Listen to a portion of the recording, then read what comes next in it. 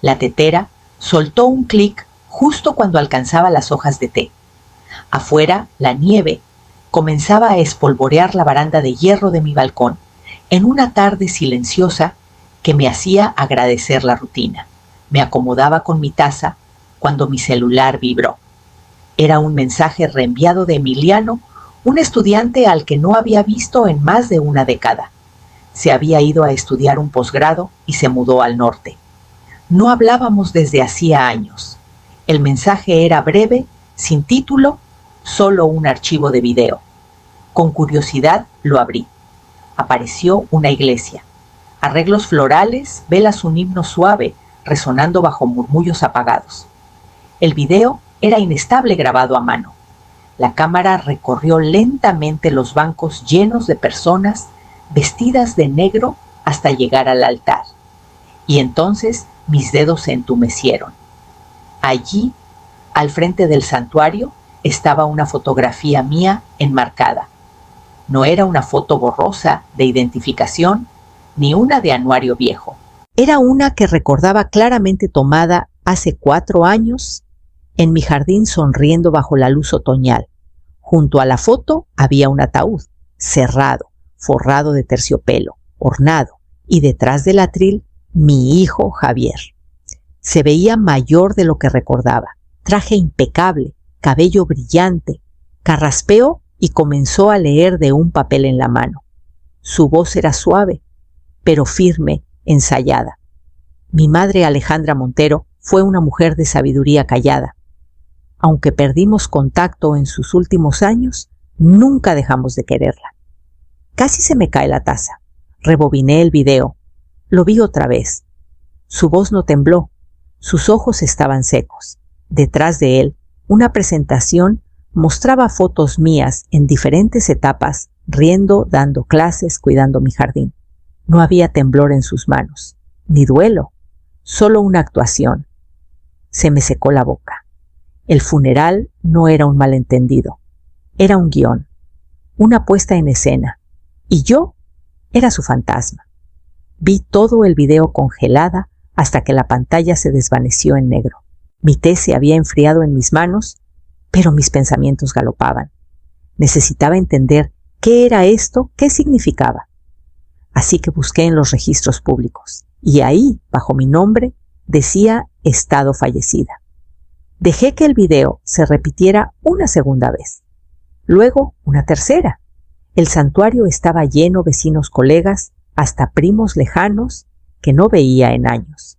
Gente que pensé que me había olvidado estaba sentada en filas ordenadas, cabezas bajas, con pañuelos en la mano. Una mujer de mi antiguo club de lectura se secaba los ojos. No había respondido mi última tarjeta de cumpleaños. La voz de Javier seguía sin titubear. Luchó en silencio, como siempre lo hizo. Una enfermedad larga, digna hasta el final. Hizo una pausa mirando el ataúd a su lado. No quiso molestar a nadie. Miré la pantalla. No había tenido ni un resfriado en los últimos 2 años. No había enfermedad ni declive.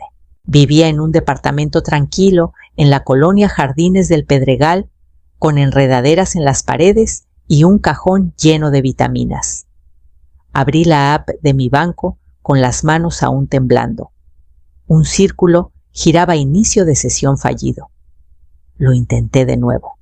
Lo mismo. Cambié al correo bloqueado. Contraseña incorrecta. Opción de restablecimiento no disponible. Usé mi segundo correo para contactar al soporte y en minutos recibí un mensaje que me heló el aliento. Esta cuenta ha sido desactivada debido a un reporte de fallecimiento. Abrí el sitio de registros vitales del Estado y puse mi información. Ahí estaba, nombre Alejandra. Sofía Montero, fecha de fallecimiento 18 de julio, causa complicaciones naturales. Estado, certificado fallecida ID del certificado. CDMX 2023-2118. Parpadeé hasta que mis ojos se nublaron. Esto no era solo un exilio emocional, era un borrado, limpio, documentado, legal. Para el gobierno, el banco y mi doctor, dejé de respirar hace 11 semanas. Alguien se había tomado el tiempo de hacer esto en silencio a fondo, con suficiente papeleo para convencer a todo el sistema de que ya no existía. Pero cometieron un error. Olvidaron que soy historiadora, y los historiadores guardamos registros. Abrí mi archivero y empecé a sacar documentos, contratos de renta, visitas al hospital, recibos de viajes. No sabía aún quién firmó ese certificado, pero lo descubriría. Y ya tenía la primera arma que no esperaba en la carpeta original del fideicomiso de mi esposo. El hombre que vi en ese atril no era nuevo en el engaño. Lo había ensayado. Lo sabía porque yo fui su primera audiencia. Hace 5 años Javier vino a mí con el rostro tenso por el estrés, el traje arrugado, como si no hubiera dormido. Sirvió un trago de mezcal y ni siquiera fingió charlar de cosas banales. Necesitaba 4 millones de pesos. Capital Puente dijo, solo hasta el próximo trimestre, cuando los fondos de inversionistas se liberaran. Recuerdo haber bajado mi taza lentamente. Eso no es dinero líquido, le dije. Está protegido por el fideicomiso y la mitad ni siquiera es tuya todavía. Su sonrisa no se desvaneció, pero sus ojos sí. Se inclinó hacia mí. ¿Entonces vas a quedarte sentada en él, dejar que tu propio hijo fracase? Le dije que no. No con crueldad, no con frialdad, solo con honestidad. Me había pedido casi 1/4 de mi futuro financiero, y lo pidió asumiendo que ya era suyo. Se fue en silencio. A la mañana siguiente, mis llamadas no fueron contestadas. Pensé que necesitaba tiempo. Una semana después, descubrí que mi tarjeta de crédito fue rechazada. Revisé la cuenta del fideicomiso, acceso congelado marcado para revisión. Mi abogado de entonces estaba ilocalizable. Hasta mi prima Clara, que solía llamarme cada semana, dejó de contestar. Una por una, las puertas que siempre estuvieron abiertas se cerraron quedito. Recuerdo haber ido a la oficina de correos para confirmar que mi reenvío de correo seguía activo. El empleado me miró raro y dijo, ¿no te mudaste a Querétaro? No lo había hecho. No fue una ruptura. Fue una redirección de la narrativa de los fondos de mi identidad. Durante años me convencí de que era solo un distanciamiento, una pelea fuerte, una temporada fría. Pero ahora, con mi obituario repitiéndose en bucle y un certificado de defunción sellado por el Estado, lo vi por lo que era. No se trataba de distancia, era un plan. Y Javier no empezó a mentir el mes pasado. Empezó hace 5 años con una firma que nunca debió tocar el fideicomiso de mi esposo. Abrí la carpeta del fideicomiso y fui a la sección que nunca pensamos que usaríamos cláusulas de exclusión de herederos. Tomás siempre fue meticuloso. Cada parte de nuestra vida, nuestro matrimonio, nuestras finanzas, nuestro futuro, la trataba como una estructura legal, no porque fuera frío, sino porque creía que la seguridad era una forma de amor. Mucho antes de jubilarnos, comenzó a redactar lo que llamó el fideicomiso protector. No era solo por el dinero, era por protección contra tribunales acreedores y, como dijo una vez en voz baja, las personas que nunca crees que se volverían en tu contra. Recordé esa conversación mientras hojeaba la carpeta esa noche. Estábamos en el jardín. Otoño. Tomás había leído un artículo sobre una mujer rica a la que sus propios hijos declararon mentalmente incapaz para tomar el control de sus bienes. Me miró entonces y dijo, si eso nos pasa alguna vez, quiero salvaguardas. Me reí sacudiéndome la tierra de las rodillas. ¿De quién solo tenemos un heredero? Aún así, añadimos la cláusula. Cualquier heredero nombrado que falsifique una defunción legal, tergiverse el estado mental o físico de otro beneficiario o inicie acciones legales fraudulentas contra el fideicomiso, perderá todos los derechos actuales y futuros sobre los bienes o ingresos. La leí ahora con una claridad que no sentía en años.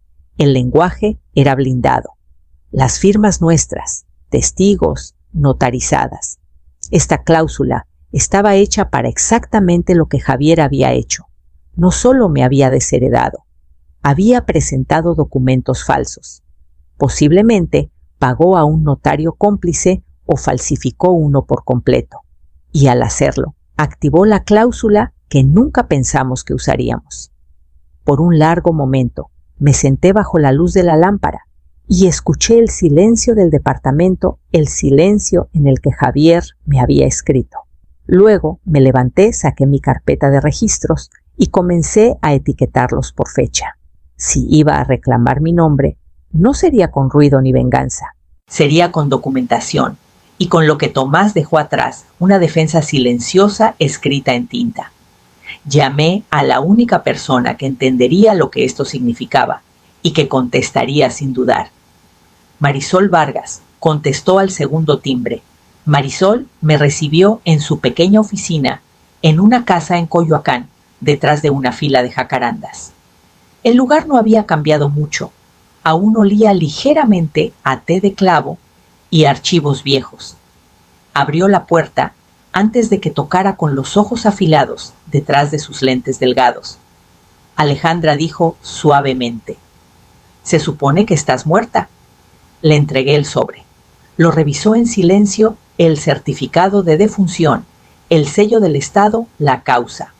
Listada complicaciones naturales, la fecha del 18 de julio. Luego soltó un suspiro corto y se presionó la palma contra la frente. Esto, dijo, fue presentado con documentación médica falsificada. Sin duda. Asentí y puse la carpeta en su escritorio.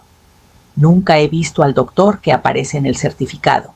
Pasamos las siguientes 2 horas recopilando pruebas, mi pasaporte sellado 6 veces en los últimos 3 años, contratos de renta, copias de recetas de mi médico de verdad, cuentas de dentista, pagos de luz y agua, hasta un recibo de una florería en San Miguel de Allende, donde compré una gardenia para dejar en el mirador favorito de Tomás. Marisol trabajó rápido, sacando plantillas legales de sus archivos. Empezaremos con una moción para revocar la declaración de defunción, murmuró, escribiendo notas en una laptop vieja, y una segunda moción para activar la cláusula de fraude del fideicomiso. Su tono era ágil, pero la conocía lo suficiente para escuchar la tormenta debajo. Hizo una pausa. ¿Quieres notificar a Javier primero? Negué con la cabeza. Ya tuvo su oportunidad de hablar. Marisol dudó luego. Empujó un bolígrafo sobre la mesa. Firma aquí. Tendrás que presentarte en persona cuando lo entreguemos. Planeo hacerlo, dije. Luego saqué otro papel de mi chamarra. Era un mensaje que recibí esa mañana de un número desconocido. Solo decía: el memorial es este domingo, parroquia de Santa Catarina. 2 de la tarde. Marisol levantó la vista confundida. ¿Te invitaron? No, dije doblándolo lentamente. Solo olvidaron que aún contesto mi teléfono. Me miró un instante más, luego asintió. Entonces dijo en voz baja que siga el espectáculo. La parroquia de Santa Catarina no había cambiado en 30 años. Las mismas paredes cubiertas de bugambilias, las mismas puertas de madera que gemían al abrirse demasiado. Me quedé al otro lado de la calle, bajo la sombra de un fresno desnudo, con un abrigo de lana que usé en el servicio de Tomás. Los botones me apretaban más ahora, pero su peso me anclaba. Los autos alineaban la calle como dolientes en caravana. La gente salía vestida de negro, sombreros, guantes, rostros serios. A muchos los reconocí, viejos amigos de Tomás, conocidos de la iglesia, algunos colegas jubilados de la universidad donde daba clases. Todos entrando a una mentira. Un programa impreso ondeaba en la mano de una mujer al pasar, en memoria de Alejandra Montero. Mi foto estaba centrada bajo el título, recortada con suavidad, como si ya fuera polvo desde hace años. Adentro, el órgano tocaba algo lento y elegante. Las puertas seguían abiertas, dejando escapar el sonido a la calle. Vi a los últimos invitados entrar. Vi a Lugier cerrar las puertas tras ellos. Y entonces esperé. El reloj de la parroquia sonó 2 veces. Como si fuera una señal, la voz del sacerdote se escuchó desde dentro tranquila y ensayada. Nos reunimos hoy para honrar una vida vivida con dignidad callada. Me acerqué al borde de la banqueta. Las ventanas del frente brillaban cálidas con la luz de las velas. La voz de Javier se alzó después. Mi madre nunca fue de alardes. Guardaba sus alegrías pequeñas, su dolor aún más callado. Aunque sus últimos años los pasó lejos de nosotros, nunca dejamos de esperar que regresara a casa. Mis manos no se cerraron en puños. Mi respiración se mantuvo estable. La furia se había drenado días atrás. Lo que quedaba era calma. No fría, no insensible, solo clara. Cuando el sacerdote dijo, «Tomemos ahora un momento de silencio», en memoria de Alejandra crucé la calle. Cada paso resonaba levemente contra el camino de piedra. Me detuve frente a las puertas, puse la mano en la manija. Y mientras la parroquia inclinaba la cabeza en una pausa solemne, empujé. Las puertas gemían al abrirse lentamente con deliberación.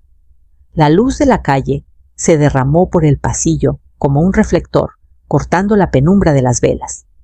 Las cabezas se giraron. Luego vinieron los jadeos suaves al principio, como pájaros sorprendidos. Entré a la iglesia. Los tacones resonaban contra el suelo de mármol, sin prisa, sin dudar, firmes, medidos. Javier estaba en el púlpito, con la boca abierta, aún sosteniendo el obituario, que lo escuché recitar momentos antes. El papel se le deslizó de los dedos, cayendo como hoja de otoño al suelo. Su esposa se aferró al banco, con los nudillos blancos, el rostro pálido, bajo un tocado demasiado grande para un duelo. Cerca del fondo, un niño susurró, «¿No es ella?», y su madre respondió siseando, «No señales». Seguí caminando. Todos los ojos se volvieron hacia mí, sus expresiones divididas entre incredulidad y temor. Nadie se movió. Una mujer dejó caer su programa. Alguien soltó una oración susurrada rota. Llegué a la primera fila y me detuve justo frente al altar bajo mi retrato enmarcado. Lo miré tan cuidadosamente elegido, retocado, suavizado para la muerte. La ironía me hizo curvar los labios. Luego me giré hacia ellos. Antes de que me entierren, dije con calma, mi voz resonando sin micrófono, «Terminemos la historia como debe ser». Nadie se atrevió a interrumpir. Levanté el programa del funeral. Han leído la versión donde desaparecí, donde me desvanecí en silencio, donde morí en paz tras una larga enfermedad. Miré hacia Javier, cuyos ojos no se habían movido de mi rostro desde que entré. Olvidaste mencionar los documentos falsificados, las cuentas congeladas, las mentiras susurradas a amigos y primos hasta que ninguno me llamó. Detrás de mí, alguien se levantó. No necesitaba girarme para saber que Marisol había llegado. Prometió entrar después de mí, como una segunda onda. Levanté el sobre en mi mano, grueso, sellado, lleno de los registros que Javier esperaba que permanecieran enterrados con el certificado falso. La historia no ha terminado, dije colocando el sobre en el atril junto a sus manos temblorosas. Todavía no. Y me hice a un lado. Abrí la carpeta lentamente, colocando cada página en el púlpito, como si pusiera pruebas en el estrado de un tribunal. Primero el pasaporte, sellado 5 veces en 3 años. Copenhague, Tokio, Reykjavik, Montreal, y una reentrada en el AICM hace apenas 6 semanas. Luego los contratos de renta Polanco, Coyoacán, San Ángel. Estados médicos fechados después de mi supuesta muerte. Vacuna contra la influenza. Análisis de sangre. Un seguimiento de mi dentista que habría encontrado raro limpiar los molares de un cadáver. Aún así, el silencio en la sala persistía. La incredulidad no se rompe rápido. Se desmorona en etapas. Así que presioné play. Una voz cortante sonó desde el altavoz de mi celular, la de Javier, grabada en una llamada que asumió era privada. Solo archívalo, dijo. Nadie revisa a los viejos de todos modos. Es puro trámite. La gente muere. Seguro ya está medio ida. Algunos jadearon. Alguien al fondo se levantó. Un celular se alzó grabando ahora. Un punto rojo parpadeaba. Otra persona susurró. Tiene pruebas. El rostro de Javier enrojeció, pero no se movió. Abrió la boca quizá para protestar, quizá para inventar algo, pero levanté un papel más. Esta vez no de la carpeta, sino del bolsillo interior de mi chamarra. Una carta notariada. La firma de Marisol brillaba al fondo. Esto, dije con voz firme, es la confirmación del abogado del fideicomiso, de que debido a un fraude verificado, reporte falso de defunción y tergiversación financiera, la cláusula del fideicomiso se ha activado. Miré a Javier directamente. Estás fuera. Permanentemente. Su esposa alcanzó su brazo, pero él se apartó con la mandíbula tan apretada que parecía dolerle. No morí, Javier, dije suavemente, pero algo en ti sí. Me giré hacia la sala. Lloraron por una mujer que aún respiraba. Pero no estoy aquí por duelo. Estoy aquí por claridad. El silencio se alargó hasta que una mujer al borde del pasillo se levantó y comenzó a aplaudir. Otros dos la siguieron. No era fuerte, no era desafiante, solo un reconocimiento lento, solemne, de que la verdad finalmente había entrado.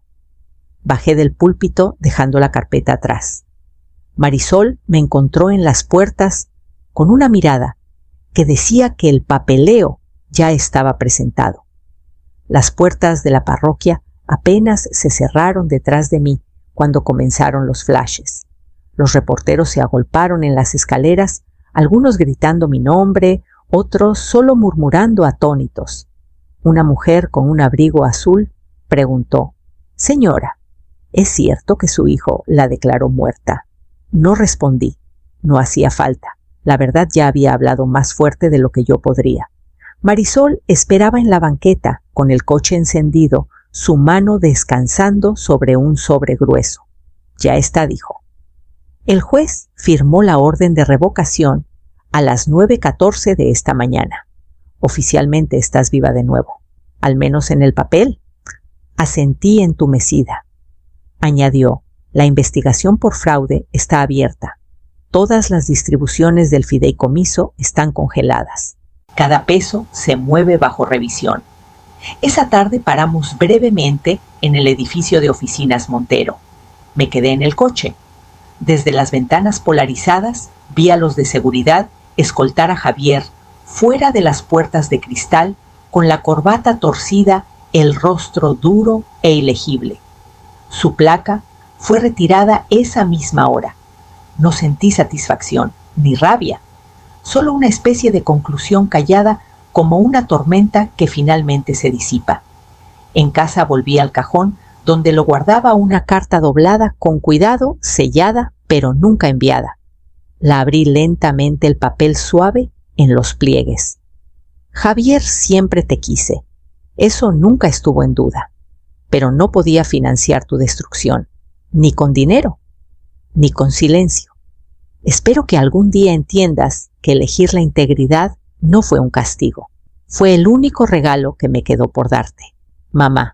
Me senté con esa carta en el regazo por un largo rato. Una sola lágrima cayó no por lo que perdí, sino por lo que esperaba que hubiera sido diferente.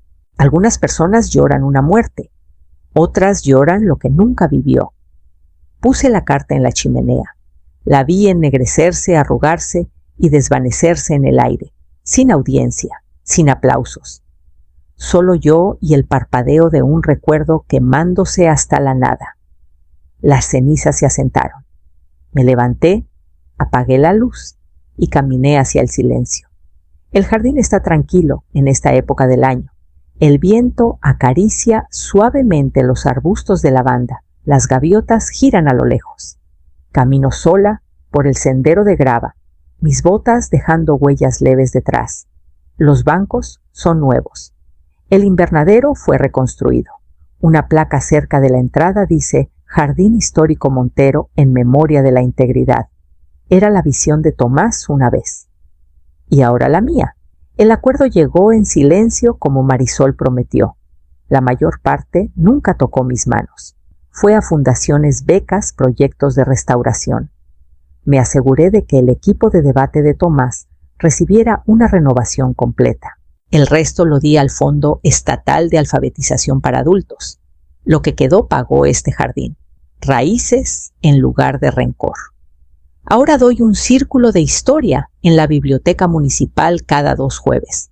Solo 5 alumnos. Jubilados en su mayoría.